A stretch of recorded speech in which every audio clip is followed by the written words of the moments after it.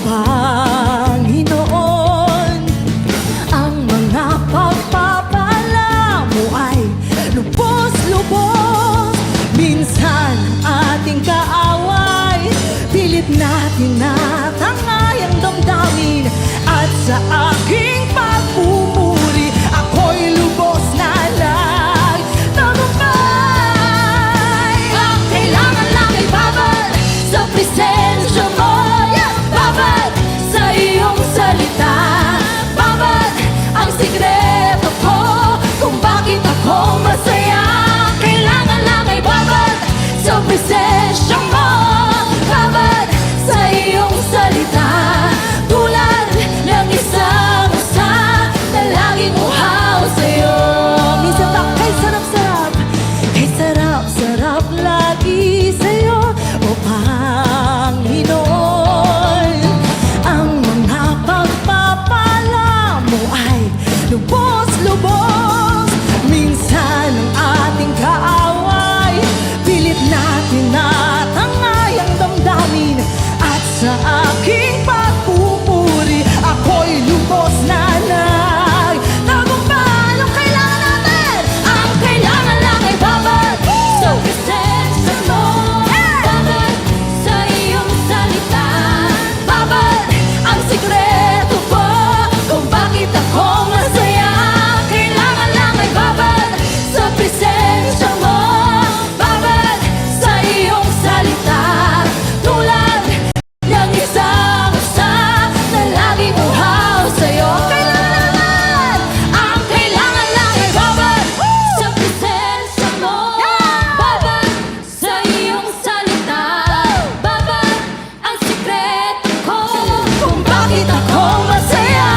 Kailangan lang ay babad sa presensya mo, babad sa iyong salita, tulad ng isang usa na laging uhaw sa'yo, na laging uhaw sa'yo, na laging uhaw sa'yo.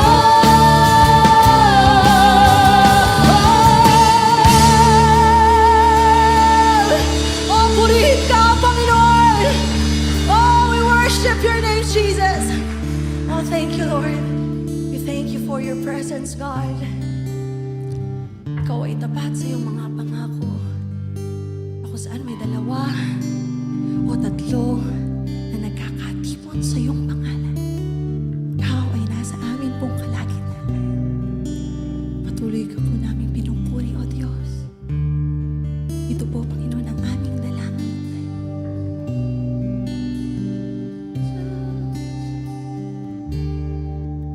Likhaan mo ng bagong puso, akong iyong anak, upang sa'yo ay magpuri ng may kagalakan. Likhaan mo ng bagong puso, akong iyong anak, upang sa'yo ay sumamba ng may kalayaan. Bagong puso, basag na puso, ito ang dalangin ko. Bagong buhay na tapat sa'yo, ito ang alay ko. Lagyan mo ng bagong pahid ng iyong espiritu, upang ang iyong liwanag ang siyang makita ko. Tulad ng bagong sisidlan, bagong alak ay buhos mo, upang ang iyong kalooban ang siyang matupad ko. Bagong puso, basag na puso, ito ang dalangin ko. Bagong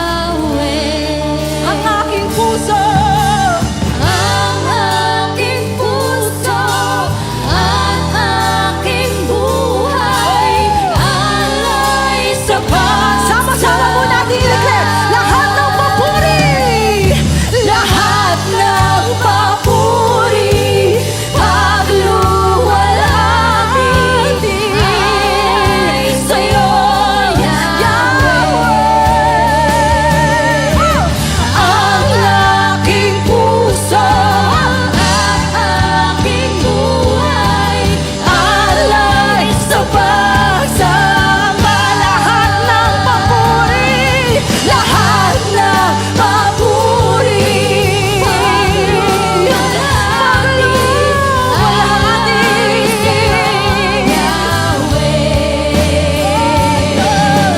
Ang aking puso at aking buhay alay sa pagsamba. Alay sa pagsamba. Alay sa pagsamba.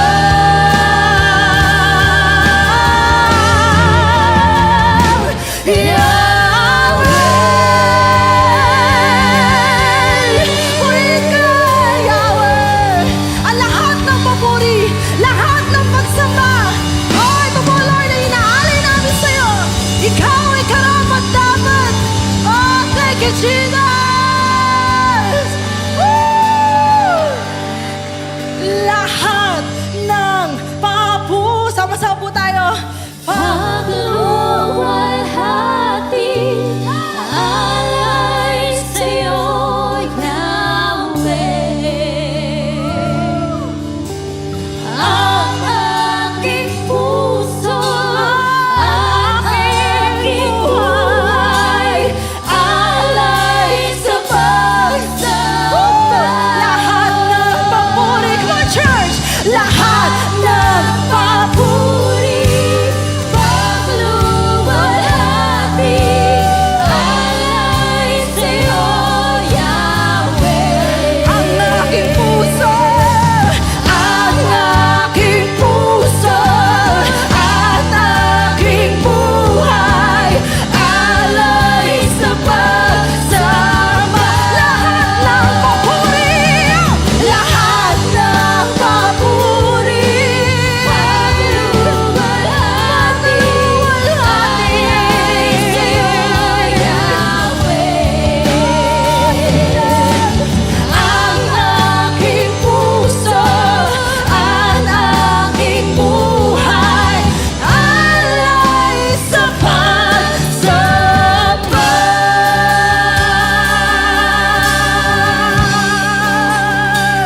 Ah, purihin ka, Lord.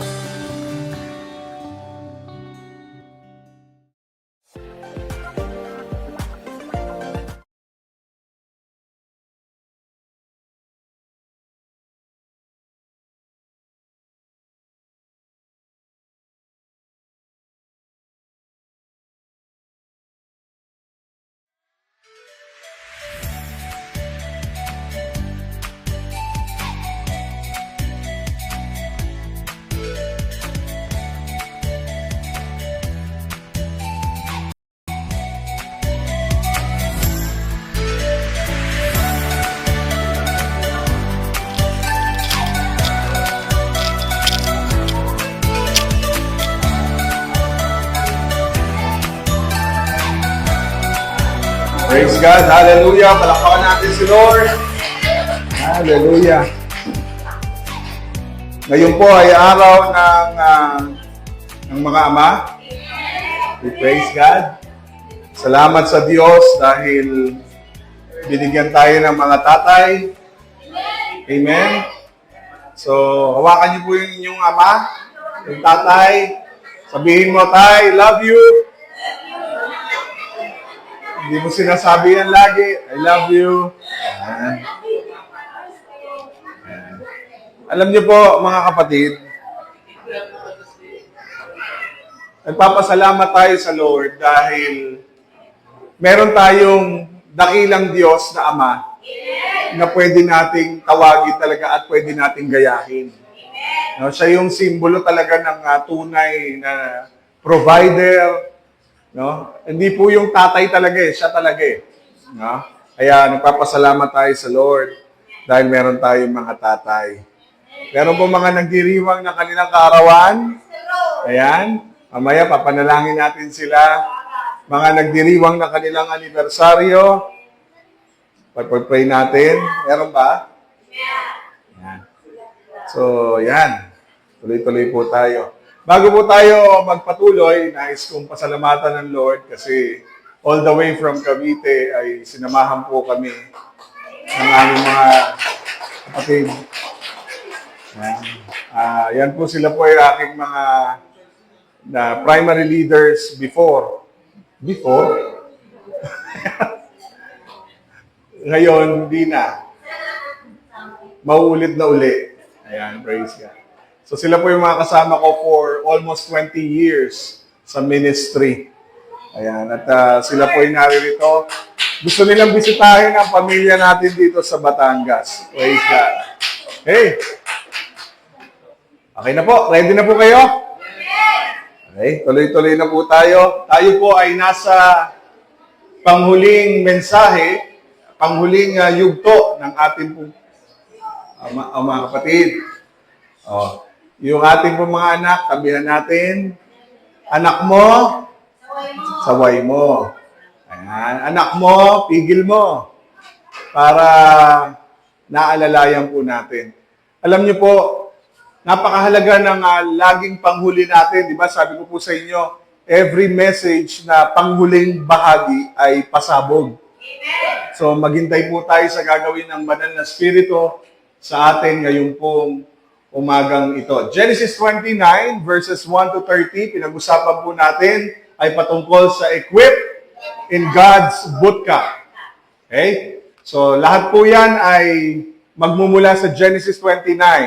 Pinag-aralan po natin kung paano ba ang Diyos nag-e-equip, naghahanda ng kanyang mga anak, ng kanyang bayan, ng kanyang iglesia sa panahon na kailangan niya ng intense training. At ang tinatawag nating bootcamp ay walang iba kundi ang iglesia. Ulitin ko po, ang iyong training camp, ang iyong kampo ay ang iglesia. Pag wala kang church, walang magte-train sa iyo, walang mag-equip sa iyo, walang maghahanda sa iyo para mas lalo kang maging matatag sa mga laban ng buhay. Amen? Minsan, kahit gaano katatag ang ating buhay, kung wala ang Panginoon, lagi napakahirap. Napakahirap talaga. So part 1, unang tinetrain ng Lord sa kanyang bootcamp, sa kanyang church, ang bawat mananampalataya ay dapat ma-equip ng kanyang mga salita at ng kanyang mga pangako. Mahirap malaman sa Mercury Drug, sa SM, kapag inihingi mo ito at ito, wala silang ibibigay sa iyo. Shhh! Mga kapatid, quiet ha. Ayan. Ang salita at ang kanyang mga pangako, mapapanghawakan mo lamang at mapagkakatiwalaan mo lamang kapag ikaw ay dumaan sa kanyang bootcamp sa loob ng iglesia. Dito tayo napapaalalahanan, dito tayo natuturuan. Pangalawa, He equips believers through providential circumstances. Whether good or bad, si Lord ay si Lord. Amen. Ulit, whether good or bad, ang Diyos ay Diyos. Amen. Ibig sabihin sa mga panahon na akala natin binitawan na tayo ng Diyos, ang totoo, hindi tayo binitawan, tayo lang ang sadyang lumayo. Pero mabuti sa Panginoon, kahit kailan, kahit saan, hindi niya tayo iniwan at di niya tayo pinababayaan. Amen. Sabi mo sa katabi mo, tunay na buhay ang Diyos. Tunay. Tunay siyang buhay. Kasi 32 years na po tayo. Tingnan niyo po, yun po yung tingnan niyo po itong ating tarpaulin. 32 years, pero sa ilalim, nagpapatunay na siya ang ating Panginoon. Ang iglesia ng HPCI Batangas ay ang tunay na nagtatag ay walang iba kundi ang Panginoon. Maraming pagkakataon, muntik-muntikan na tayong mawala, muntikan na nang mawala ang iglesia, pero dahil ang Diyos ang nagtatag, anumang mangyari, mananatili ang kanyang iglesia. Amen? So, good news. Gusto niyo po ng good news? Amen. Sabihin mo sa katabi, gusto mo good news? Amen. Malapit na po. Amen. Ulit, malapit na po. Nakatanggap na po ako ng mensahe, malapit na po. Amen! Praise God. Sabi ko, mukhang matatapos ang June na wala akong update Pero hindi tayo binigo ni Lord. Nagsisimula na po sila. At sila po ay paparating na dito sa atin. Excited po silang makasama tayong lahat. Amen! At makilala po kayo. So, pagtungtong nila dito sa Pilipinas ay ang plano po ay magkakaroon agad ng groundbreaking. So, yun po ang aming goal. Di ko po alam lang kung kailan at anong oras dahil ayaw pong sabihin ang araw ng kanilang pagdating. Yun ang mabigat. Di ko po alam kung kailan. Pero sila po ay naghahanda na. So, yun po. Excited po ba kayo, mga kapatid? So, sabi mo sa katabi mo, malapit na. Dapat kasama ka. Hindi pwedeng maiwan ka. Yung maiiwan, sumama na. Di ba? Praise God. So, next, isipin niyo po providential care meaning, lagi andyan ang Diyos para sa iyo. Yan ang ibig sabihin yan. Anumang panahon, anumang sitwasyon, laging ang Diyos ay nandyan para sa atin. Okay? Part 3. Sa bootcamp ni Lord, ine-equip tayo bilang mananampalataya sa pamamagitan ng tunay na paglilingkod. Lahat tayo, mga kapatid, ay tinuturuan sa loob ng church, hindi para paglingkuran, kung hindi para maglingkod. Ulit. Katulad ni Jesus, hindi siya naparito sa mundo para paglingkuran, siya po ay naparito sa mundo para maglingkod. So tayo po ay tinuturuan sa loob ng iglesia na matutong maglingkod sa bawat isa at matutong maglingkod sa iba. Amen? So dito po natatanggal yung ating pagiging makasarili. Dito po yung natatanggal yung pagiging madamot. Kasi dito kasi magbibigay ka At part ng ating paglilingkod ay yung matuto kang ibigay yung mga bagay na ipinagkakaloob sa iyo ng Panginoon. Isipin niyo po, mga kapatid, yung capacity na binibigay ng Lord sa atin, matututo tayong mag-share sa iba. Kaya sabi ng mga bata, sharing is caring. Hindi scary. Sharing is scary. Hindi nakakatakot.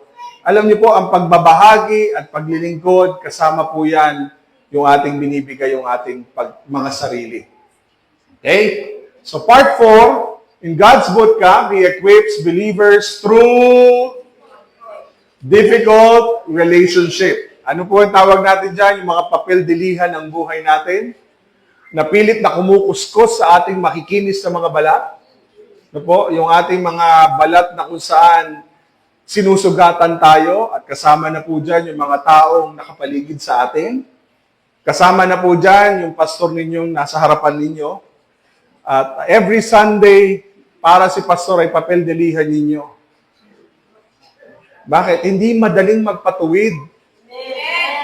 Hindi madaling tumanggap ng pagtuturo. Sabi mo sa katabi mo, hindi madali.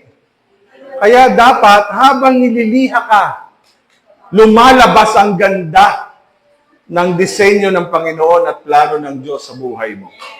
Amen? Tingnan mo yung katabi mo, mukha na bang makinis yan? Kahit sugatan? Yan. Ibig sabihin, naliha yan, naliha. Napapel-deliha yan. So, yung mga difficult moments at difficult people sa buhay natin, hindi sila parusa. Sila po'y bahagi ng ating pong paghahanda. Kung hindi ka dumaan sa mahirap na sitwasyon ng buhay, hindi mo masasabing God is good all the time. Nakarinig po kami kagabi noon. God is good all the time and all the time. God is good. Hallelujah. Yayaman tayo. Grabe. Nagulat ako sa church na yun. So, iniisip ko, mga kapatid, hindi mo masasabing that truly God is good kapag hindi ka nasugatan. Kung hindi ka dumaan sa mabigat na mga pangyayari sa buhay. Pansinin mo, kung wala kang mahirap na ugali ng iyong asawa, hindi ka titibay. Hindi lalabas ang pasensya mo kung ang asawa mo ay pinipilit kang magalit. Talagang magpapasensya ka. Tama? Kung wala kang anak na lagi mong masisigawan, hindi ka mag-iisip, Lord, bigyan mo ako ng pasensya. Oo, yun. Ibig sabihin, mga kapatid, lumalabas yung fruit of the Holy Spirit, yung love, yung joy, yung peace, yung kindness, sa panahon na hindi karapat-dapat yung bibigyan mo. Tama po? Paano mo mamahalin ang kaaway mo? Naku. Paano mo mamahalin yung mga taong basher mo? Araw-araw ay may basher ka. Mga kapitbahay na lagi kang binabash. Hindi na kapitbahay, sarili mong pamilya, binabash ka. Ibig sabihin, mga kapatid, hindi po sila parusa sa buhay mo. Sila po ay mga difficult person, difficult relationship na inihahanda ng Diyos sa buhay mo para pagdating ng araw, sisiw na lang sa'yo ang hirap ng buhay. Amen. Alala niyo po yung mayayaman? Pag tinanong mo sila, anong pinakakatakutan mo? Maging mahirap. Pero yung mahirap na yumaman, balikan mo. Sabihin mo, anong pinakakatakutan mo? Sabi niya, hindi na po yung maging mahirap eh. Diba? Kasi galing na ako dun eh. May ganun lagi ang statement eh. Pero yung tao na walang dinaanan, yung pinanganak kang ginintuan, may ginintuang kutsara sa bibig. Tama po ba? Takot na takot yan na maghirap. Bakit? Kasi hindi dumaan eh. Kaya ngayon mga anak, isa sa lagi nating paalala, matuto kayong paghirapan ng mga bagay na gusto nyong makuha sa buhay. Para pagdating ng araw, iingatan nyo yung bawat natatanggap ninyong biyaya. Amen? Ngayon ang mga bata po ngayon, akala mo pinupulot ang pera.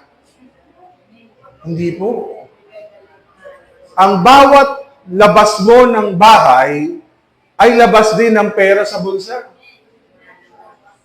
Ang bawat bisita nyo sa SM, sigurado, garantisado, kulang ang 100 piso. Wala nang mabiling 100. May 99. Sa Jollibee, sa McDo, 99. Pero kulang pa rin. Kapiranggot na manok, kapiranggot na kulang pa rin. Bibili ka pa rin ng extra rice. Hindi ka na makakakain sa inasal ng only rice nang hindi aabot ng 200 pesos ang pera mo. Amen? Amen. Nagutom na naman yung katabi mo. Tama po ba mga kapatid? Hindi pinupulot ang pera. Pero sa tao na wala siyang ginawa, kundi tumanggap lang, walang pakialam niyang gumastos. Bakit? Kasi hindi niya iniisip yung hirap eh. Amen. Di ba? Sabi mo sa katabi mo, aga-aga naman magparinig dito ni Pastor. Talaga naman pinatatamaan na naman ako. Hindi po, mga kapatid. Yun ang totoong buhay. Amen? So kapag wala mga difficulties sa buhay natin, boring ang buhay. Sabi mo sa katabi mo, boring ang buhay kung wala kang asawang matala. Boring ang buhay kung wala kang asawang mainit ang ulo. Tama? Boring ang buhay kapag walang awayan, sabi ng ilan. Pero naniniwala ako mga kapatid, dumadating sa buhay lahat yan, yung mga difficult relationships sa buhay, para pagdating ng araw, handa ka. Amen? Kaya ngayon, kahit na anong mangyari, matatag ka, kahit dumating pa yung maraming basher, matatag ka. Bakit? Sanay na eh. Amen. Makapal na ang balat mo. Tama po? Niliha ka na eh. So kahit anong gawin mo, matatag ka na. Amen. Kahit anong bato sa'yo, wala ka nang nararamdaman. Bakit? Immune ka na eh. Amen? Amen. Yan ang sinasabi ng Panginoon para sa atin. Part 5. In God's bootcamp, He equips believers through experiencing sin's consequences. Para po sa kapakinabangan ng wala last Sunday, at hindi nakapanood ng live broadcast last Sunday, tayo po ay pinatatawad ng Diyos palagi sa ating mga kasalanan. Humingi ka ng tawad, patatawarin ka niya, lilinisin ka niya. Tama? Araw-araw sa buhay natin, kung ipinapahayag mo ang iyong kasalanan sa Diyos, tapat at maaasahan mo ang Diyos na ikaw ay kanyang patatawarin. Agree po ba kayo na ang Diyos ay mapagpatawad? Agree ba kayo na ang Diyos ay nililinis tayo sa ating mga nagawang pagkakamali at kasalanan? Pero hindi po ibig sabihin na kapag ikaw ay pinatawad na, yung iyong konsekwensya sa iyong ginawang kasalanan ay maaalis din. Amen. Pag ikaw ay nagkamali, patatawarin ka. Pero yung bunga ng iyong ginawang pagkakamali ay mananatili po yun. Mananatili po yun. Bakit? Bakit iniwan pa ng Diyos? Hindi pa sinama sa kapatawaran, pati yung bunga ng ating ginawang pagkakamali. Bakit kaya hindi kasama? Para tayo matuto na hindi na natin muling gawin pa ang pagkakamaling nagawa natin sa buhay. Ang mga pagkakamali ay hindi po lang pinapatawad, bagkus sabi ng Panginoon, paalala yan sa atin na wag na nating ulitin ang ating mga nagawang pagkakamali. Para bang laging sinusulat ng Diyos sa iyong harapan, sa iyong mukha, ito yung kasalanan mo. Hindi ka hinahatulan ng Diyos, pinatawad ka nga niya. Sabi nga niya, kinalimutan niya yung kasalanan mo, tinapon niya sa ikailaliman ng dagat, kinalimutan niya ng lahat. Pero yung bunga, mananatili. Amen? Hanggat hindi ka natututo, hahaba ng hahaba ang iyong wilderness, ang iyong mga, wilderness Tagalog? Pagdurusa. Sabi ni Lord, nagkamali ka ng minsan, huwag mo nang ulitin pa. Lord, nagkamali uli pangalawa na naman. Nagkamali uli, pangatlo na naman. Pang-apat na naman, panlima na naman, humaba na. Para kang Israelita, na dapat 3 araw lang ang journey mo sa lupang pangako, pero dahil pasaway ang mga Israelita, ilang taon umabot? 40 years. At ayoko po yung katabi mo, ay umabot ng 40 taon bago niya ma-realize ang kanyang nagawang pagkakamali. Sabi mo sa katabi mo, dapat 3 days lang. Kasi sa 3 days, dapat sana, humingi ka na ng tawad dun eh. Inabot pa ng 40 years. Sabi mo sa katabi mo, bawal humaba. Dapat maikli lang. Kung gusto mo mag-backslide, mga 1 araw lang, balik ka na agad. Bakit? Marami pong umalis sa iglesia na hanggang ngayon di makabalik. Bakit? Pinahaba eh. Tama po ba? Ang haba eh. Nagkamali na nga ako, lalayo pa ako sa Diyos. Nagkamali na nga ako, ayaw ko pang magpatulong. Paano na ang buhay? Amen? Nakukuha niyo po mga kapatid? Handa na po ba kayo sa ika-6? Ika-5? Ika-6 na. Panghuli at pinakahuli sa lahat. In God's bootcamp, He equips believers through experiencing God's grace. Okay? So, ang ating pong teksto ay buong Genesis 29 na. Summarization. Okay? So, sa buhay po ni Jacob, hindi po ito typical na fairy tale. Alam niyo po yung fairy tale? Na may happy ending.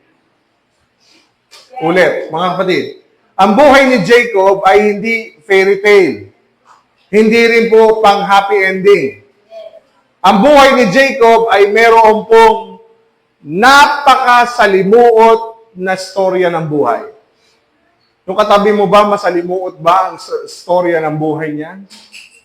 Marami po sa atin, hindi natin pwedeng sabihin maganda at hindi naging masalimuot ang ating buhay. Lahat tayo may mga ugly moments sa buhay.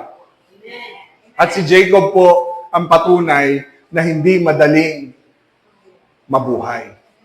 Amen. Hindi madali. Kapag tinignan niyo po yung katabi niyo, mukha lang yang walang problema, mukhang walang pinagdaanan, mukhang laging busog yan, pero sa katotohanan, minsan sa kanyang buhay, wala siyang makain. Tama po? Na ngayon, 5-6 na beses, pwede siyang kumain paulit-ulit. Pero yung dati at panahon na kanyang pinagdaanan ay hindi naging madali. Ganon din kay Jacob. Alam niyo po, sa buong storya ni Jacob, tingnan niyo po si Jacob na scammer. Manloloko. Sino po una niyang niloko? Si Esau. Kinuha niya yung birthright, yung pagiging panganay. Pagkatapos niyang niloko si Esau, kasama ng kanyang nanay, niloko din niya ang kanyang ama. Nagpanggap siyang si Esau. Pangatlo, ano nangyari mga kapatid?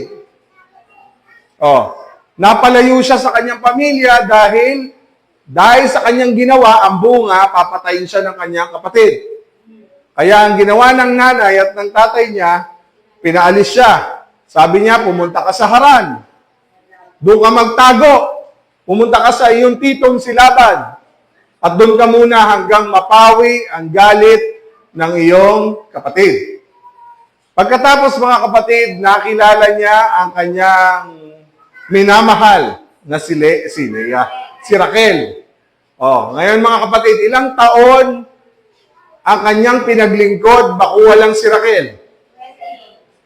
Si Raquel lang muna, 7 years. Plus 3 taon na paglilingkod, ilang taon? 10 years. So yung katabi mo, baka hindi kaya yung ginawa ni Jacob na paglilingkod. Meron ba ditong naglingkod muna sa biyenan ng 3 taon? Wala? Naglingkod ka ba ng 3 taon? Ay, hindi. Parang pagkakailing mo, kapatid mo. Kapatid na Lisel, parang pagkakailing niya, talagang matatanggal ang leg niya. So, yung 3 taon na, napaka-imposible, 10 taon pa. Anong pakiramdam? Naloko ka pa ng sarili mong biyenan. Naloko ka, niloko ka. Sino binigay? Si Leah. Edi naglingkod na naman siya ng another 7 years. 3 taon ulit sa kanyang paglilingkod, additional. So overall, 20 years ang kanyang naging journey. Alam niyo po, sa 20 years na yon, isa lang po ang nangibabaw doon. Biyaya ng Diyos. Biyaya ng Diyos. At kahit hindi man natin nakita, ewan ko kung nakita nyo, meron bang pagkakataon kayong nakita na nanalangin si Jacob sa Panginoon? Wala. Nakipagkita ang Diyos sa kanya sa pamagitan ng pangitain, pero hindi siya kahit kailan nakita na nanalangin sa Diyos. Wala. Para humingi ng gabay, wala. Wala siya, never. Ibig sabihin mga kapatid, sa puntong ito, bagamat hindi natin nakita ang napaka-spiritual nitong si Jacob, sa totoo lang, mas spiritual pa nga yung servant ni Abraham na si Eliezer. Bakit? Para makahanap siya ng mapapangasawa, hiningi niya sa panalangin na i-guide siya ng Diyos, na samahan siya ng Diyos na mahanap ang mapapangasawa ni Isaac. Amen po ba? Naintindihan niyo po ba? So, ibig sabihin mga kapatid, sa lahat ng pangit na nangyari sa buhay ni Jacob, isa lang ang maganda. Yung biyaya ng Diyos na naranasan niya. Kahit pangit ang dinanas niya, maganda ang naging plano ng Diyos sa kanya. Amen. So, hindi natin nakita si Jacob na nanalangin para makuha si Rachel o si Raquel. Hindi natin nakita. Nakita niyo po ba nanalangin siya? Hindi. Hindi rin siya nanalangin kung tatanggapin niya po ba si Leah bilang kanyang pangalawang asawa. Hindi po siya nanalangin. And later, mga kapatid, sa mga sumunod pang mga talata, alam niyo po ba na hindi lang si Leah at si Raquel ang napangasawa niya. Kilala niyo po ba si Silpa at si Bilha? Sila po ay mga alipin ni Leah at ni Raquel. Alam niyo po bang napangasawa din ni Jacob yung mga alipin na si Silpa at si Bilha? Napakagwapo. Pati alipin. Pinatos. Sipin niyo po yan, mga kapatid, ha? Sa Genesis, sa mga susunod na mga verses at chapters, makikita niyo po paano ba naging karelasyon ni Jacob yung mga alipin ng kanyang mga asawa. Si Jacob po ay merong 13 anak. Ay, talagang chick boy. 13 anak, 12 lalaki, 1 babae. Ang pangalan ng babae, kaisa-isa, ay si Dina Natuto. Si Dina. Si Dina, ang nag-iisang babae, at yung 12 ang naging 12 tribes of Israel. Doon nagmula ang Messiah. Ano po? Ayan. Sa lahi ni Judah. So, sa line of Judah, lumabas po yon, mga kapatid.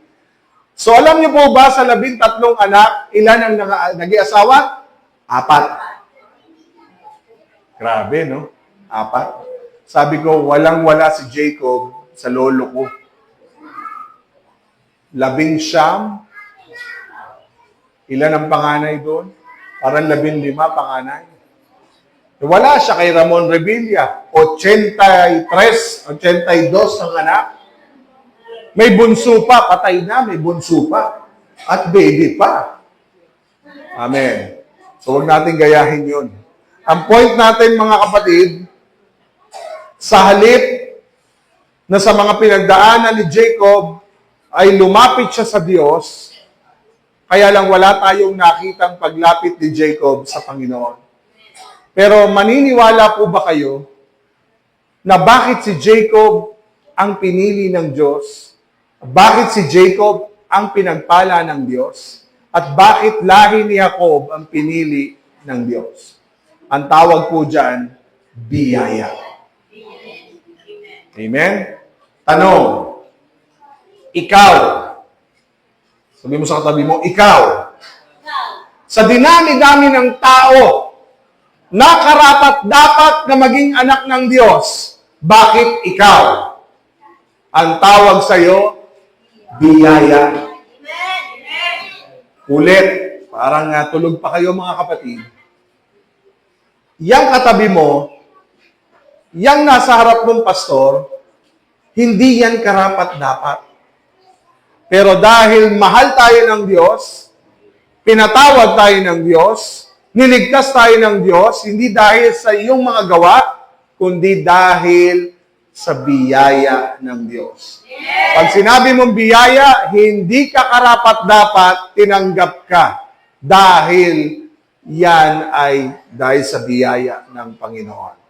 Amen? Kaya napapansin natin, mula sa 12 anak ni Jacob, lumabas ang tribes of Israel. 12 tribes of Israel. Okay? So, sa Genesis 31, makikita po natin na si Laban, after 14 years, plus 6 years, 20 years, makalipas ang 20 taon, yung mga anak ni Laban, medyo nag-aalma na. Ano ba sa Tagalog pa ng alma? Nagkakaroon na sila ng banggaan. Bakit po? Sa Genesis 31, sinabi po ng Bible, kung meron dito, ayan, narinig ni Jacob na ang mga anak na lalaki ni Laban ay nagsasabi. Tingnan niyo po ang ginawa ng Diyos kay Jacob, ha? Kinuha ni Jacob ang halos lahat ng ari-arian ng ating ama. Ang lahat ng kayamanan niya ay nanggaling sa ari-arian ng ating ama. Yun ang akala ni Laban at ng mga anak niya. Hindi po lahat ng ito, Hindi lahat ng ari-arian at kayamanan ni Jacob ay galing kay Laban. Sadya talagang may taong kapag binigyan ng pabor ng Diyos, wala kang magagawa. Amen? Yung mga anak ng Diyos, kahit anong bangga ng marami, pag siya'y talagang may biyaya mula sa Panginoon, walang makakapigil doon. Amen? Pansinin niyo po, kapag ikaw ay punong-puno ng biyaya, punong-puno rin ng mga taong inggit sa iyo. Oo. Bakit hindi na lang sila natuwa sa iyo? O, di ba mga kapatid, prone na prone yan sa mga tao, may negosyo, may hanap buhay, na pinagpala kayo ng Diyos. Alam niyo po mga kapatid, prone na prone ang taong blessed sa mga taong hindi blessed. Tama? Kaya nga, magpatayo ka ng bahay, tinaasan mo pa. Oh, di ba? Pag tinaasan mo, Madam Divine, pag tinaasan mo ang bahay mo, hagip mo lahat ang kapitbahay mo sa ibabaw. Nako, sasabihin sa iyo, ano kaya ang hanap buhay nito? Siguro, parehas din tayo. Sasabihan kang, ikaw ang drug lord ng Sambal, Ilaya. Totoo. Pag ikaw naman, halimbawa, ay nakahuli ng marami, napatas ang iyong ginawa, pagkatapos, ire-report ka pa ng kung sino-sino dyan, masakit yun.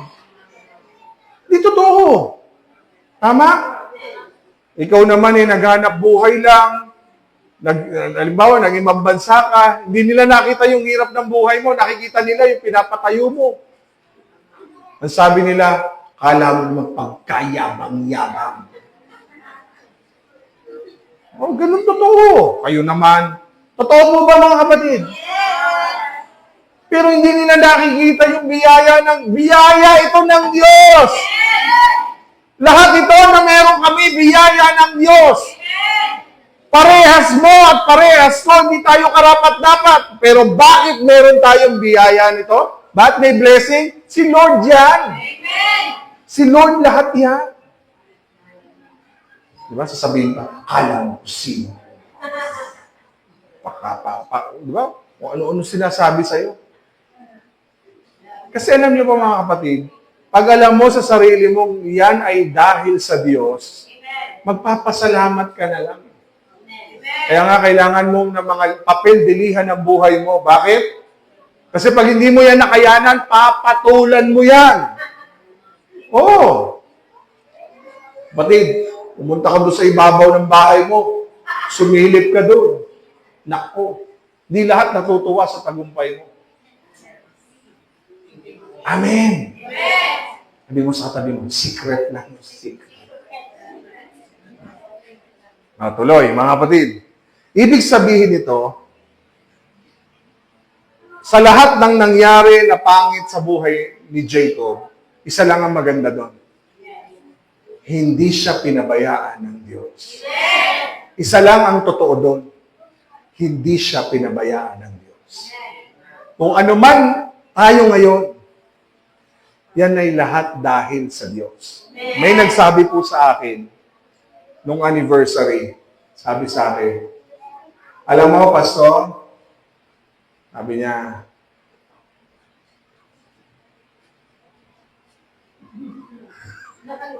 kung tingin nyo, ano ako sasabihin ko ni Pastor?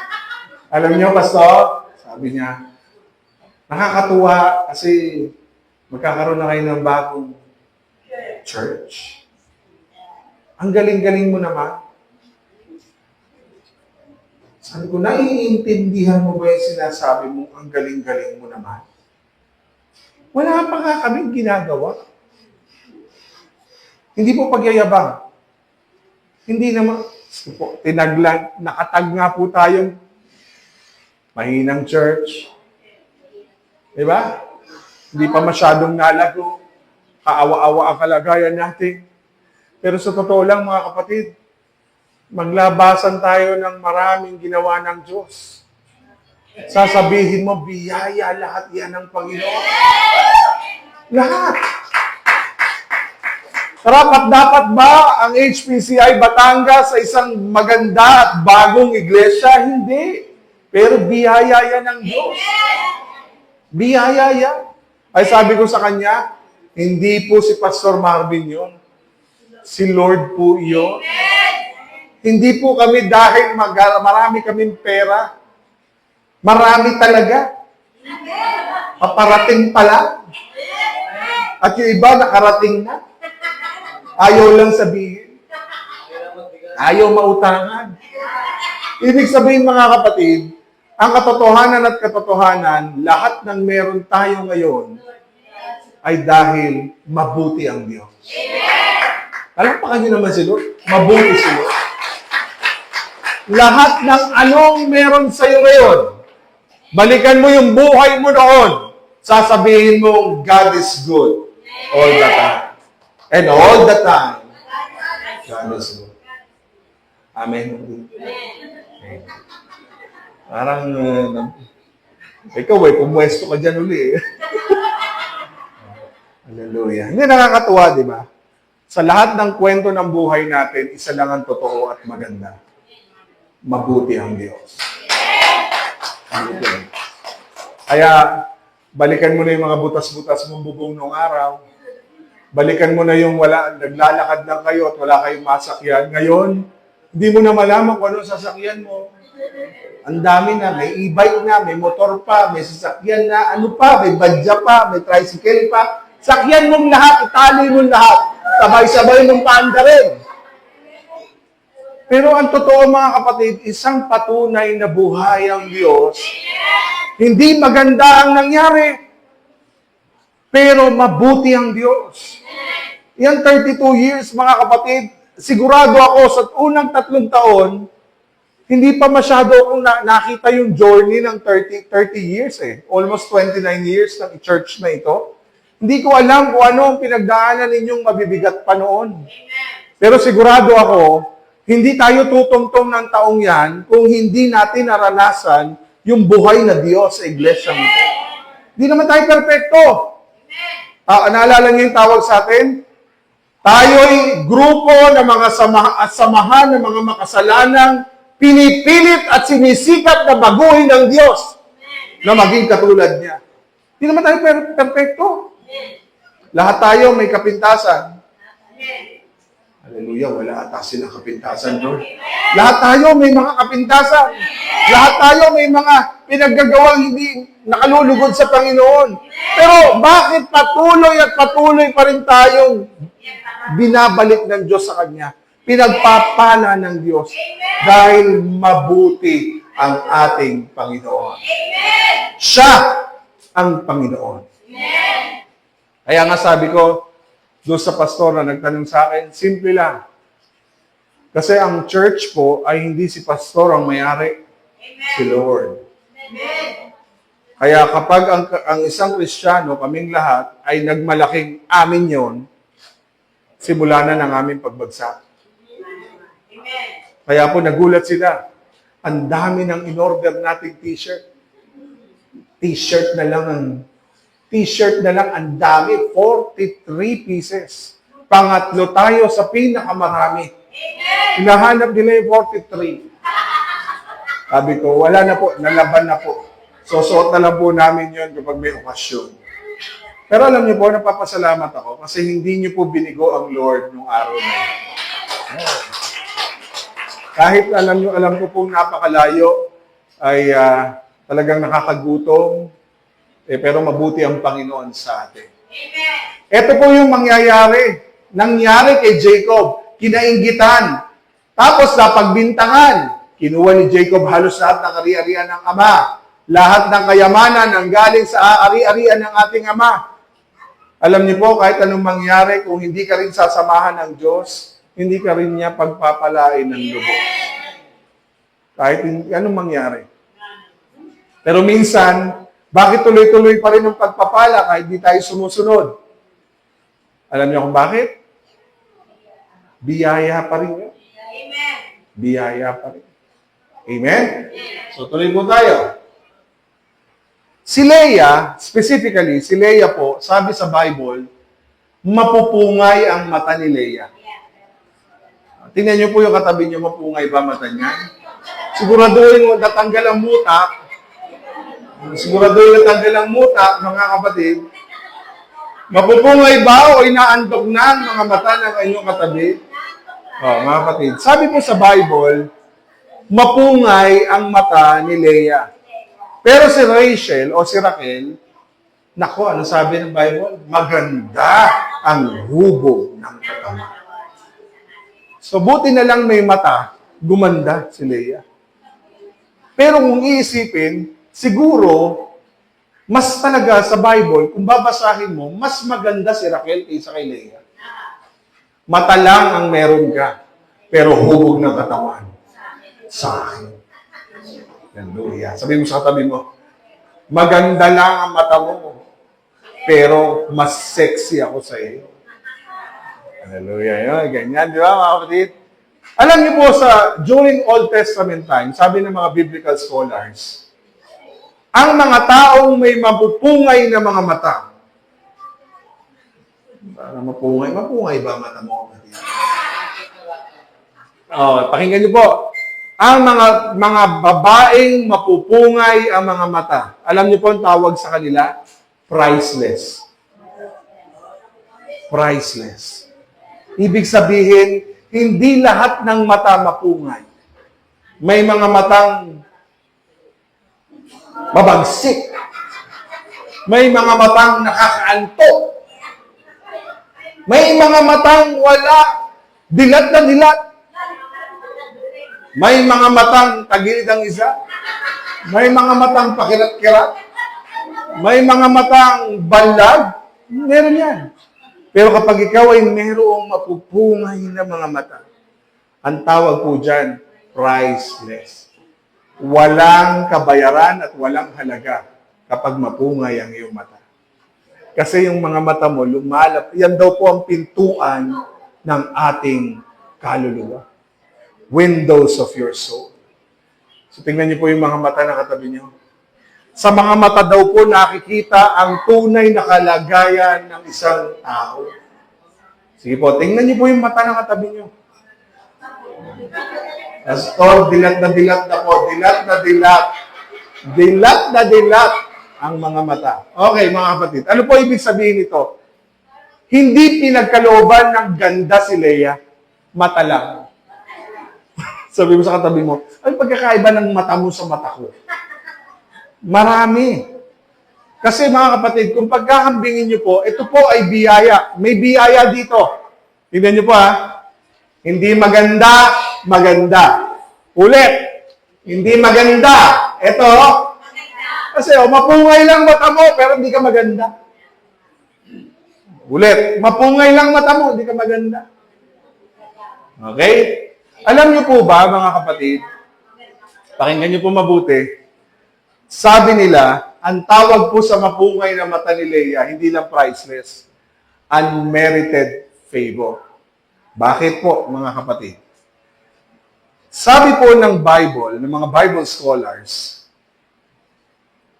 na itong si Leah, bagamat tinulak lang ng ama para kay Jacob. Alam niyo po bang ang pinili ng Diyos ay si Leah para lumabas ang pagmumulan ng Messiah? Hindi kay Raquel lumabas. Alam niyo po ba yon, mga kapatid? Si Jacob, maaaring mas mahal niya si Raquel kaysa kay Leah, pero hindi pa rin po mapagkakaila na mas mahal ni Jacob si Raquel kaysa kay Leah. Okay? So, mga kapatid, sa kabilang sabi, mga kapatid, si Raquel ay mas maganda kaysa kay Leah, mas mahal si Raquel ni Jacob kaysa kay Leah, pero ang pabor ng Diyos ay para kay Leah. Ulit, nakuha niyo po? Hindi nga maganda ang hubog ng katawan ko. Oh, di ba? 1.5 ba ng katawan ko? Hindi man ko sakto. Hindi man mismo.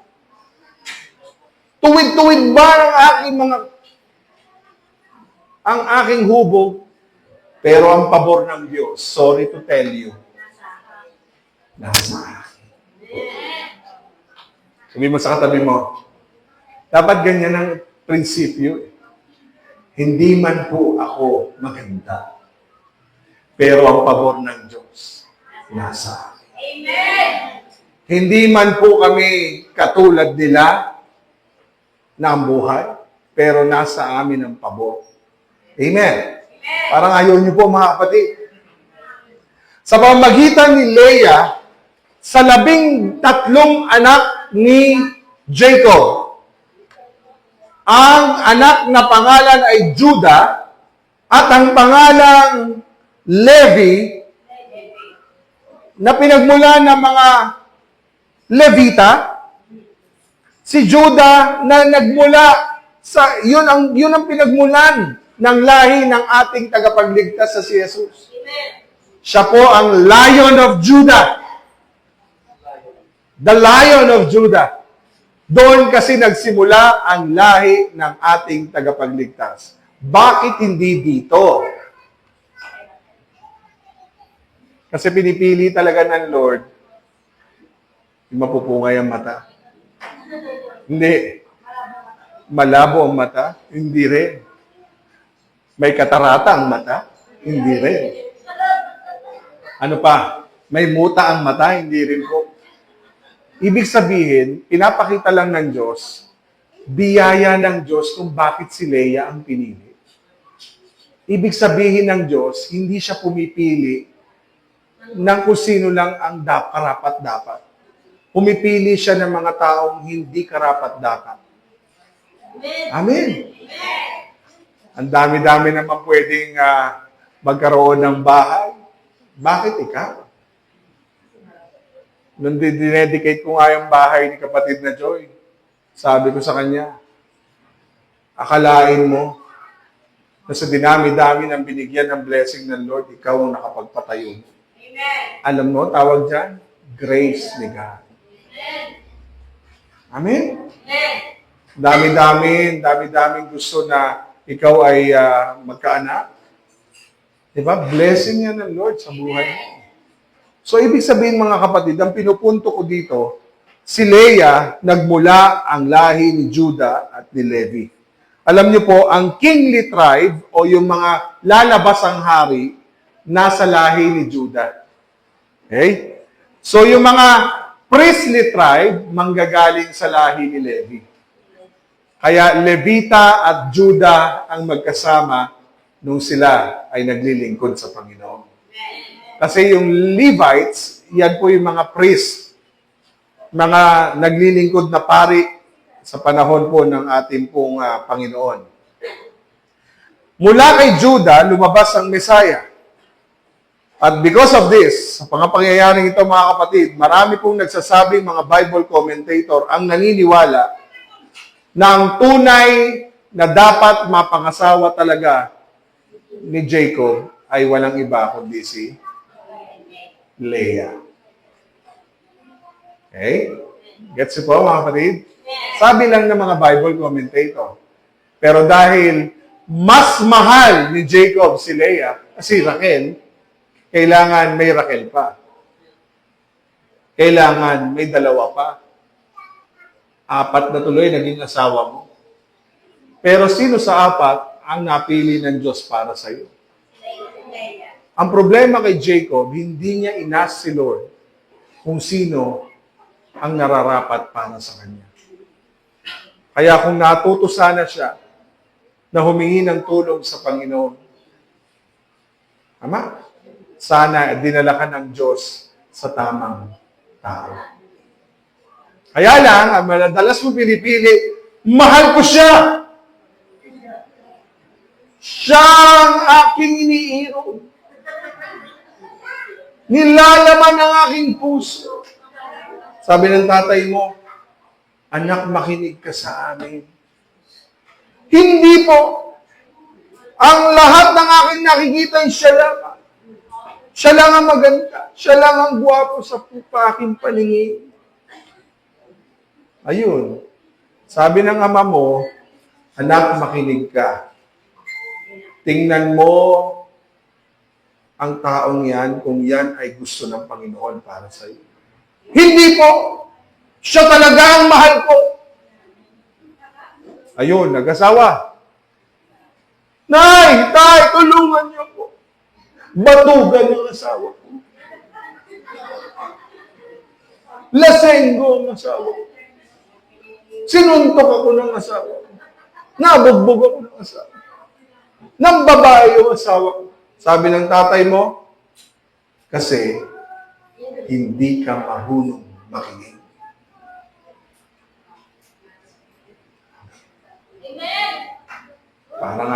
Parang matindi yung amen mo, ate. Tama, di ba? Kasi sila ay binigay ng Diyos para sa iyo, magulang mo. Siyempre, kung ikaw ay may respeto bilang magulang, pakikita mo yan sa nanay at tatay mo, nay, tay, okay ba to? Mapera ba yan? Check. May kotse ba yan? Check. May bahay ba yan? Check. Di pa ako tapos, mga kapatid. Pogi ba yan? Check. Anak ba ni Lord yan? Ekis. Ekis. Amen. Sabi, pwede na yung Ekis, tanggalin na natin. Pero, majority, check. Yung kay Lord X, pwede na yung isang tabi. Kaya lahat ng mga magulang, ang kinalulungkot ng puso nila ay makapangasawa ang kanilang mga anak ng maling tao. Isipin mo, hindi ka nga pinadadapuan ng langaw, ng lamok, nung ikaw ay bata pa. Pagkatapos, kamao naman ng asawa mo, pinadadampi sa mukha mo. Hindi ko po maisip yon, mga kapatid. Totoo po yun. May hindi mo nga makuwang saktan. Talaga ako'y nangungurot eh. Kaya hindi pwede yung, hindi mo nga makuwang makurot. Ako nangungurot talaga ako. Ang kurot ko pa naman eh, parang si Wangod. Si Wangod, kilala niyo si Wangod? Nagtatato. Kapag hindi ko na kaya, talagang nagwawangod ako. Si Wangod, yung nagtatato matanda. Yung nanghihipo na matanda. Oh, bakit mga kapatid, ang pinupunto ko? Ano sinasabi ko po kanina? Kapag nagkamali tayo ng pagpili, ang sakit-sakit sa magulang na makita na yung anak ko, wala akong magawa kasi yun ang pinili niya. Amen. Ikaw ang pinili niya, anak ng Diyos. May takot sa Diyos. Pogi na. Mayaman pa. Pinagpala pa. May negosyo pa. Sasabihin sa'yo ng nanay at tatay mo, go, go, go! Nakatapos pa ng pag-aaral. Mabait na anak. Naku, napakasarap. Pero kung sugarol, check. Lasenggo, check. May bisyo, check. Bastos sa magulang, check na check. Future mo, check ka rin. Ang basis kasi natin katulad ni Jacob. Pero dahil ang biyaya ng Diyos, di siya pinabayaan, 4 nga lang ang naging asawa niya. 4. Amen. Kaya ang sinasabi natin, nakita po natin sa storya ni Jacob, yung biyaya ng Diyos sa kanya kahit hindi siya karapat-dapat. Ay natutuwa po ako sa mga magulang at mga lolo't lola na walang sawang yayain ang kanilang mga apo at kanilang mga anak na sumamba sa Panginoon. Bakit? Para marinig ninyo ang katotohanan na dapat ninyong malaman. Tama po? Kaya pag nagkamali kayo ng pagpili, nasa huli ang pagsisisi. Tayo'y magsiluhod. Kasi maluluhod ka talaga eh. Sa sakit. Totoo. Eh kami pa naman ni Brother Raymond, 2 ang babaeng anak. Lalo na si Brother Ed, 3 babae. May isa siya, si Bea.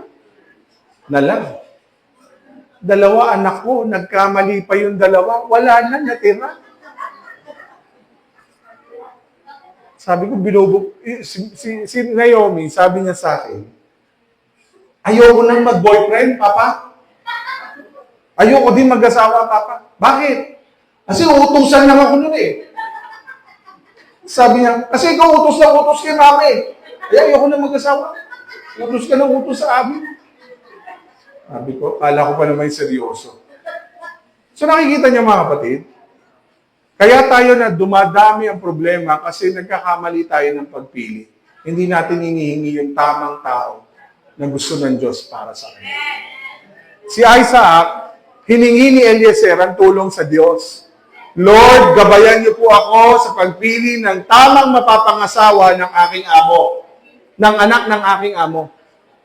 Binigay ng Diyos, sino? Si Rebecca. Tamang tao nga, may toyo lang. Pero nasa Panginoon naman. Okay? Okay, mga kapatid, amen? Ang Diyos, kahit pa si Jacob ay deceiver, ginamit ng Diyos si Jacob kahit na siya'y scammer, kahit siya'y manloloko, kahit hindi siya karapat-dapat, kahit hindi siya maka-Diyos, ginamit ng Diyos pa rin si Jacob. And not only that, mga kapatid, binless din ng Diyos kahit hindi siya kamahal-mahal, kahit siya mapungay lang ang mata niya pero hindi siya maganda, pero siya ang lola ng ating tagapagligtas. Grabe. So, ibig sabihin, ang Panginoon sa kanyang iglesia, lagi nating maririnig na tayo po ay nakakaranas ng lahat ng ito dahil sa biyaya ng Panginoon. Marami po sa atin nagkamali na. Marami po sa atin nagkamali ng desisyon, nagkamali sa buhay, pero tayo po ay nandito dahil sa biyaya ng ating Panginoon. Amen? Romans chapter 2, verse 4, 3 and 4. Pero sino ka para humatol sa iba kung ikaw mismo ay gumagawa rin ng mga iyon? Ang akala mo ba'y makakaligtas ka sa hatol ng Diyos dahil alam mong siya'y mabuti, matyaga at magpagtimpi? Ito po ang highlight. Dapat mong malaman na ang Diyos ay mabuti sa iyo dahil binibigyan ka niya ng pagkakataong magsisi sa mga kasalanan mo. Kung nararanasan mo ang biyaya ng Diyos at nasasabi mong God is good sa iyong buhay, isa lang ang dahilan niyan. Gusto ng Diyos, bigyan ka ng pagkakataong magsisi sa mga... So, ang blessing, minsan, it will lead to repentance. Hindi ba ang kapal ng mukha natin, sobrang blessed na tayo, nasa atin na ang lahat? Binigay na ng Lord, kahit hindi tayo naglilingkod at sumasamba sa Kanya, pero binibless ka pa rin ni Lord. Alam niyo po, lahat ng meron ka, paalala yan ng Diyos. Kung gaano siya kabuti at gusto niya na lumapit ka sa Kanya. Amen? Amen? So, pag titingin ka sa mga bagay na ipinagkaloob sa iyo ng Lord, isa lang ang ibig sabihin niya. Mas lalo ka pang lumapit sa Kanya. The more that God bless you, mas lalo kang lumapit sa Kanya. Kaya lang ang tao, baliktad lang. Tingnan natin mga kapatid Ulit. The more na dapat pinagpapala ka, mas lalo ka dapat lumalapit sa Panginoon. Kabaliktaran ang ginagawa natin sa panahon ngayon. Pag marami ka pagpapala, mas lalong ginagamit ng dyablo ang mga pagpapalang ito para lumayo ka sa Kanya. Nakuha niyo po. Ang dami mong blessing, kaya yon hindi ka na nagsimba. Amen. Dati, maliit lang ang bahay mo. Maglilinis ka, maglalaba ka, mabilis lang, makakapagsimba ka. Nung lumaki bahay mo.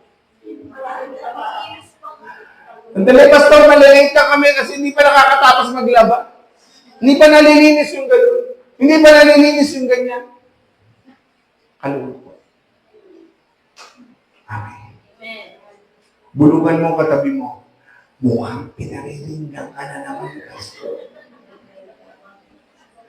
Di ba mga kapatid? The more na binibless tayo ng Lord, the more you acknowledge the goodness of God. Lumapit ka sa Diyos, huwag kang lalayo sa Diyos. Kasi ang blessing, minsan, testing. Ulit. Ang blessing, minsan, testing. Hindi porket sobrang dami mong blessing, kakalimutan mo yung nag-bless sa iyo.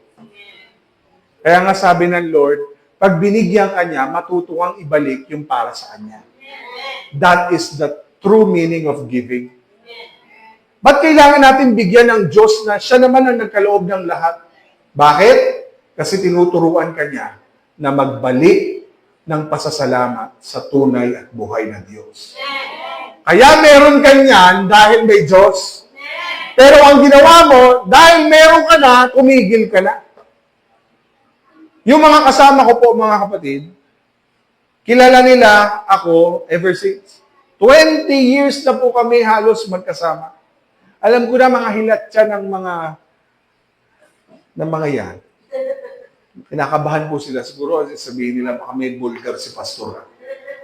Hindi po. Ang sinasabi ko po, alam nila na isa lang ang dalangin ko noon sa kanila nung ako youth pastor pa. Youth pa sila noon eh. Sabi ko sa kanila, kapag kayo'y pinagpala ng Diyos, huwag kayong lalayo sa Diyos. Dahil anuman ang meron kayo ngayon, lahat yan ay dahil sa biyaya ng Diyos sa inyo. At that blessing is a test of God kung marunong kang magbalik sa Panginoon ng lahat ng bagay na ipinagkaloob niya sa iyo. Kaya kapag hindi mo kayang magbalik sa Diyos ng ikapu, hindi mo kayang magbalik ng iyong, sa Tagalog? Ikapu at kaloob. Tithes, offering. Hirap na hirap kang bunutin ang mga lilibuhin mong pera sa bulsa. Ulit, mga kapatid, sabi ng Lord, lilibuhin. Nagtali ka pa man din ang goma na lilibuhin. Pagkatapos sabi mo ng Lord na sa'yo, anak, bigay mo yung nararapat para sa akin. Lord, mababawasan ang aking pera sa goma. Sabi ng Lord, hindi na kita patitikimin yan. Amen? Sabi nila, dapat yung pastor, hindi siya particular sa kung anong bibigay. Totoo naman. Pagdating sa iyong offering. Kasi ang offering galing dito. Yung tithes mo, utos yun na may kalakip na pangako din. Tama? Ang problema, binigyan ka ng Lord, hindi ka marunong magbalik ng pasasalamat. Kaya sabi ng Lord, brother, dahil pinagpala kita, matuto kang ibalik ang 10 bahagi sa akin. Subukin mo ako. Ano kaya kong gawin sa'yo? Kaya kong buksan ang durungawan ng langit at ibubuhos ko sa'yo ang saganang biyaya at pagpapala na walang halong peste. Walang peste. Kapag si Lord nag-bless, hindi ka pepeste. Naging blessing ka pa. Lalo na. Amen? O hindi pa po tayo pagbibigay, ha? Baka pinaringgan na naman kami ni Pastor, kaya kailangan. Amen? Ibig sabihin, mga kapatid, yung kabutihan ng Diyos, binibigyan tayo ng pagkakataon. Diba? Yung katabi mo, bless yan eh. Kaya dapat matuto tayo magbalik ng blessing sa Panginoon. Ano pa sabi ng Lord? Dahil sa biyaya ng Diyos, naligtas kayong mga sumasampalataya kay... Ano po sabi dito? Kaloob ito ng Diyos at hindi galing sa inyo. Hindi ito nakasalalay sa mabubuti ninyong gawa para walang maipagmalaki ang sinuman. Lahat tayo, dahil sa biyaya ng Diyos, naligtas. Ulit, lahat tayo, biyaya ng Diyos, kaya ka naligtas. Dahil sumampalataya ka kanino? Kay Kristo. So yung biyaya ng Diyos, kaloob niya yan. Ibinibigay niya yan. Hindi yan galing sa'yo. Ulit, hindi galing sa'yo. Wala kang pwedeng gawin. Hindi galing sa'yo. Biyaya yan ng Diyos, kaya ka naligtas. Huwag mong pagmalaki na kaya ka meron yan ay dahil sa'yo. Sabi ng Lord, hindi yan galing sa inyo. Hindi rin nakasalalay kung mabait ka. Hindi rin nakasalalay kung palasimba ka. Hindi. Sabi ng Lord, hindi yan nakasalalay sa iyong mabubuting gawa. Para ano daw po? Para walang maipagmalaki ang sinuman. Kaya never ever take the credit that belongs to God. Wag mapapahamak ka. Sabi ni Digong. Wag. Never ever take the credit that belongs to God alone. Kaya pag nakikita mo yung bahay mo, thank you, Lord. Pag nakikita mo yung mga sasakyan mo, thank you, Lord. Pag nakikita mo yung mga trabaho mo, thank you, Lord. Pag nakikita mo yung bunga ng iyong pinagpagurahan, lahat yan, biyaya ni Lord. Thank you, Lord. Kaya mag-post ka lagi, thank you, Lord. I just want to thank you. Ano ba? Thank you, Lord. Kaya lang, maraming basher. Sabihin pa, thank you pa. Alam mo kung sino. Tanggapin nyo na may ganyan talagang buhay. May taong hindi magiging masaya sa iyong tagumpay. Amen? So ulit, mga kapatid, dahil sa awa ng Diyos sa atin, tayo'y kanyang iniligtas. Tayo'y kanyang kinupko.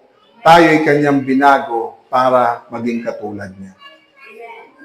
Ang Diyos po'y nangako kay Jacob na siya ang tutupad ng lahat ng kanyang mga pangako sa kanya. At nakita po natin yan sa kabuuan ng storya ng buhay ni Jacob. Si Jacob po ngayon ay pinalitan ng pangalan. Siya na po ngayon ay si Israel. Kaya po tinagurian ang kanyang mga anak na galing sa kanyang lahi na 12 tribes of Israel. Okay? Ibig sabihin mga kapatid, madalas, makakaranas po tayo ng mga bagay na magpapadilim sa buhay natin, pero laging nandun ang Diyos para sa atin. Isa sa natutunan ko, mga kapatid, sa aking relasyon sa Panginoon, sa almost 27 years na pagkakilala sa Lord, na minsan, hindi mo kayang pilitin ng Diyos anumang bagay na gusto mo. Talagang ang Diyos ang kumikilos talaga. Laging Diyos pa rin ang mangingibabaw. Laging Diyos pa rin ang mananaig. Kaya alam niyo po, ang sabi ng Lord, naalala niyo po yung Psalms 23, ako ang iyong pastor. Hindi ka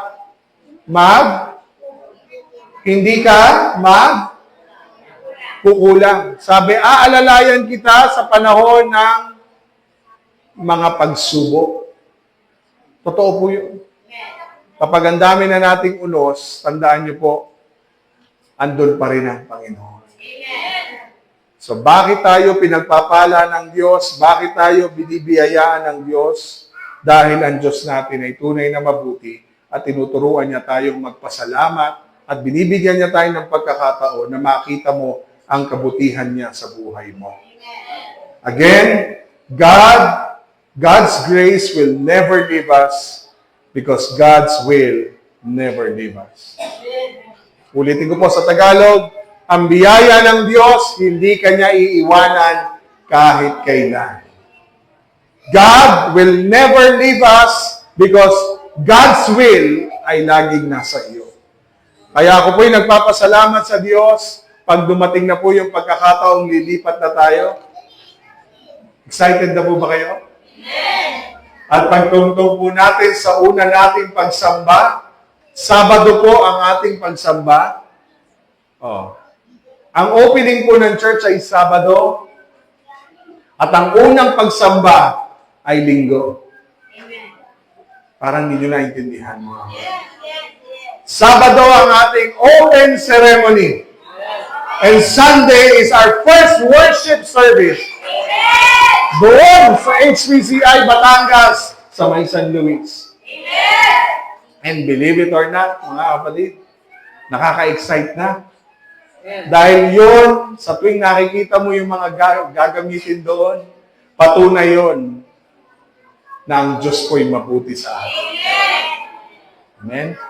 Hindi po natin iiwanan ang lugar na ito dahil ito po, sa araw, sa tuwing na makikita ninyo, itong lugar na ito ay patunay na may buhay na Diyos. Hindi tayo iniwan, hindi tayo pinababayaan. Amen? So gusto ko po kayong makita at makasama. Magsama-sama tayo kung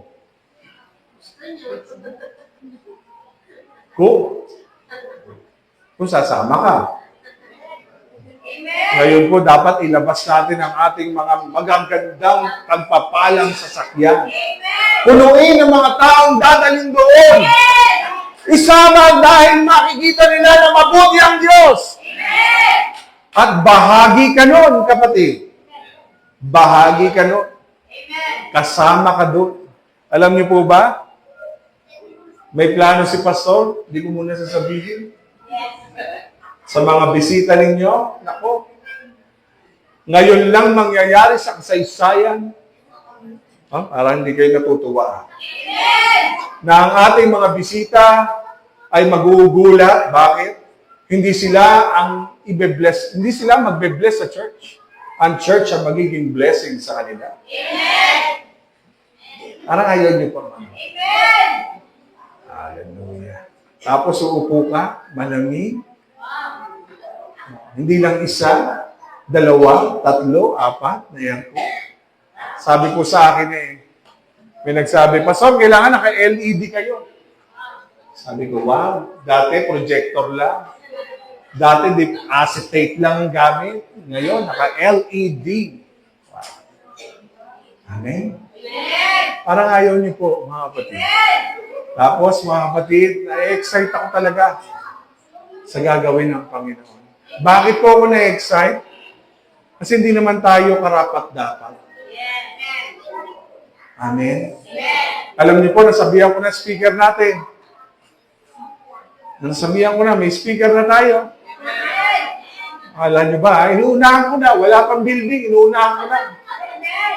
Tapos, nag-iimbita na po tayo. Pinipilit kong imbitahan lahat po ng naging bahagi ng ating kasaysayan sa HPCI Batangas. Hindi po para ipagyabang na mas magaling po ako kaysa sa kanila. Gusto ko pong ipagyabang na buhay ang Diyos at mabuhay ang Diyos. Amen. Kasi wala sa amin ang magaling. Wala sa sino mang naging pastor o sino mang naging leader ng iglesyang ito, kundi ang Panginoon lang. At wala nang iba. Walang ibang itataas po doon. Alam niyo po, yung kumanta kanina, umanda po kayo. Sabado, nandun sila. Linggo, wala na. Kasi may worship din sila eh. So sila po ang tutugtog dito sa ating opening ceremony. Excited kayo mga kapatid? Sa linggo, wala nang tutugtog. Walang marunong tumugtog. So sabi ko po sa Lord, kailangan na nating maging seryoso sa marami nating gagawin sa Panginoon. Amen? So tandaan niyo po, kapag pinili ka ng Diyos, i-equip ka ng Diyos. Okay? Ulitin ko po. Pag ginamit ka ng Diyos, i-equip ka ng Diyos. Tignan niyo po, last, bago po ako matapos. Mga minamahal, Paano niyo ako laging sinusunod noong magkakasama pa tayo? Lalo sana kayong maging masunurin kahit kayong malayo na ako sa inyo. Sikapin ninyong, ano po sabi? Sikapin ninyong ipamuhay ang kaligtasan tinanggap nyo at gawin nyo ito ng may takot at paggalang sa Diyos. Verse 13, sapagkat ang Diyos ang ulit mga kapatid, ang Diyos ang nagbibigay sa inyo ng at masunod nyo ang okay, ulit. Sapagkat ang Diyos ang siyang sino, nagbibigay sa iyo ng at kakayahang masunod ang kalooban niya. Ibig sabihin, ang sikreto mo para ikaw ay lumapit sa Panginoon, si Lord lang din. Dahil siya din ang nagbibigay. Kung gusto mo na gamitin ka ng Panginoon, siya din ang nagbibigay niyan. Hindi ako. Sana po sa paglipat natin, hindi yung building ang magbigay sa iyo ng design. Si Lord. Sana makita mo na kaya tayo pinagkalooban ng Panginoon ng bagong bahay-sambahan ay dahil ang Diyos ay gagamit ng katulad mo at katulad ko. Sama-sama tayong dadali ng mga tao sa harapan ng Panginoon. Amen. So ang Diyos pa rin po ang nagbibigay. Pansinin niyo po desire at skills. Desire at talent mo para makasunod ka sa Kanya. Okay? Kaya walang sapilitan. Ulit-ulit mga kapatid, walang sapilitan. Walang tulakan. Hayaan mo yung kapatid mo na i-desire sa puso niya, from now on, susunod na ako sa Panginoon, sa kalooban niya. Alam niyo po, excited po ako dahil alam ko po, nagmamasid ang paligid sa ginagawa ng Diyos dito. Amen. Oh, Amen. nagmamasid sila.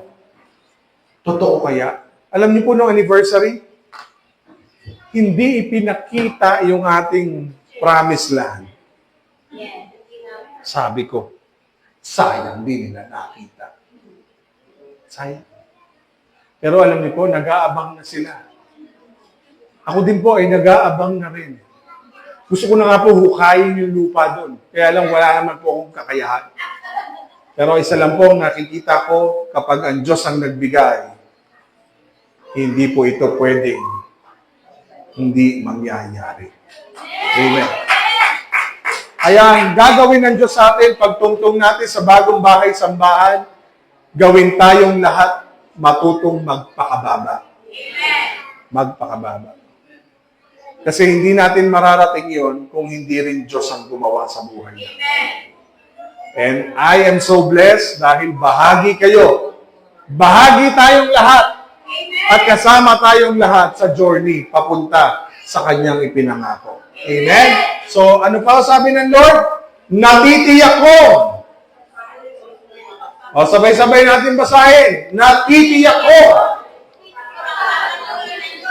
ang mabuting gawain na sino po nagsimula? Sinimulan niya sa inyo hanggang sa araw ng pagbabalik ni Kristo Jesus. Siya ang magpapatuloy. Okay? Ulit, tinitiyak ng Diyos na ipagpapatuloy niya ang kanyang sinimulan sa buhay mo hanggang sa araw ng pagbabalik ni Kristo. Assurance yan, mga kapatid. Sabi ni Lord sa iyo, tinitiyak ko sa iyo, ipagpapatuloy ko yung ginawa ko sa buhay mo, yung sinimulan ko sa iyo hanggang sa araw na bumalik si Kristo. Excited po ako na makasama po ang bawat isa doon sa gagawin ng Panginoon sa atin. Malapit na malapit na. Tayo po lahat ay manalangin. Ama naming Diyos, maraming salamat po. Alam namin, Panginoon, na ang HPCI Batangas ay hindi po kasing perpekto ng ibang iglesia. Marami po kaming kamalian, hindi po kami karapat-dapat na lumapit sa iyo. Yung 32 years, Lord, marami po kaming panahon na lumayo sa iyo. Marami rin panahon na lamig kami sa iyo. Marami din panahon na parang kinu-question namin ang ginagawa mo at ang napakatagal ng katuparan ng mga pangako mo. Pero Lord, salamat dahil ngayong araw na ito, pinatunayan mo na ang biyayang ipinagkakaloob mo, wala pa man, kami po'y nananalangin pa lang, pero alam namin, ikaw ang nagtitiyak sa aming matutupad ang iyong sinimulan sa iglesia ito. Alam namin, Lord, kung meron mang pinakamagandang plano, ay ang plano mo. Hindi namin alam kung bakit kami ang napili mo. Pero isa lang ang alam namin, pinipili mo ang mga anak mong hindi karapat-dapat. Katulad namin, nagpapasalamat kami. Dahil sa amin mo'y pinagkatiwala ang mga ito, turuan mo din kaming maging mabuting katiwala ng lahat ng ito, Panginoon. Gawin mo kaming maging masunurin, gawin mo kami na matutong sumunod sa iyong kalooban, na ikaw din naman, O Diyos, ang nagkakaloob. Kapatid, ngayong umaga, sinabi ng Diyos, siya ang nagbibigay sa iyo ng pagnanais ng kakayahang masunod mo ang Panginoon. Kaya kung ngayon nagdududa ka kung gagamitin ka ng Diyos, sinasabi sa iyo ng Panginoon, malinaw na malinaw, anak, hingin mo sa akin ang pagnanais na maglingkod sa akin. Kung iniisip mo wala kang kakayanan, di ka karapat-dapat, lumapit ka sa Diyos at sabihin mo sa Kanya, Lord, gamitin mo ako. Gamitin mo ako. Sabihin mo ka, kapatid, sa sarili mo, sa Panginoon, Lord, gamitin mo ako. Bigyan mo ako ng pagnanais sa aking puso at kakayahang masunod ang iyong kalooban sa aking buhay. At kapag pinagpala mo ako, Lord, matuto akong bumalik, magpasalamat sa iyo, Panginoon, dahil sa kabutihan mo sa aming buhay. Kaya Lord, ngayon pong umagang ito, selyuhan mo po ang puso ng iyong mga anak sa lahat ng katotohanan na aming narinig ngayon po umagang ito. Na lahat kami ay nakatayo sa iyong biyaya at dahil sa iyong biyaya. At kung meron man kaming pwedeng ipagmalaki, hindi ang aming mga sarili, kundi ikaw lamang, Panginoon. Anumang mararating namin, Panginoon, ay utang namin sa iyo dahil napakabuti mo, Panginoon namin Diyos. Gaya ng iyong sinabi, salamat dahil ina-assure mo kami, Lord, na ipagpapatuloy mo ang gawain na sinimulan mo sa iglesyang ito. And Lord, excited kami sa journey na ipagkakaloob mo sa amin. Maraming salamat po. Yan po ang aming panalangin sa tanging pangalan ni Kristo Jesus. Amen. Amen. Amen. Palakpakan natin si Lord, mga kapatid. Laksan natin ang palakpak sa Panginoon. Praise God. Hallelujah.